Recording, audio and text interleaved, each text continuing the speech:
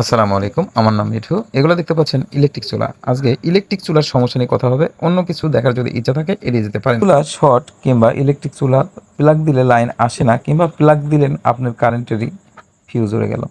এই সমস্যার সমাধান আপনি ঘরে বসেই একটা তাতারের মাধ্যমে ঠিক করে নিতে পারবেন। মূলত আমি কাজ করেছিলাম এই ইলেকট্রিক চুলার। আর এই লেভেলের আমি যেগুলা দেখাচ্ছি এইগুলা প্রায় সব একই রকম মাদারবোর্ড। এই মাদারবোর্ডের ভিতরে খুব বেশি পার্টসপাতি নাই। যেটা দেখাচ্ছি সেটা যেটি দেখিয়ে দিচ্ছি সেইটাই চেঞ্জ করে দিবেন। অবশ্যই এই কাজটা হয়ে যাবে। আপনার শর্ট হয়ে যাওয়া, ফিউজ উড়ে যাওয়া কিংবা কোনো লাইন না পাওয়া, ২ পাশে করে আমি আপনাকে দেখিয়ে দিচ্ছি। টিক মার্ক দিয়ে দেখিয়ে দিচ্ছি। দেখেন যেটাতে টিক আপনার ইয়েস টিক দেওয়া আছে সেটা আপনার ঠিক আছে। এটা চেঞ্জ করার দরকার নেই। এটা খুব একটা নষ্ট হয় না।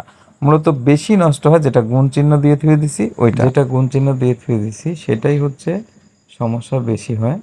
এটা সমস্যার কারণে আপনার চালু হয় না কিংবা এটা সমস্যার কারণে শর্ট হয়ে থাকে, তার পুড়ে যায় কিংবা বোর্ডের অন্যান্য পার্টসপাতি উড়ে যায়। যেটাই লাগাবেন ওইটাই উড়ে যাবে।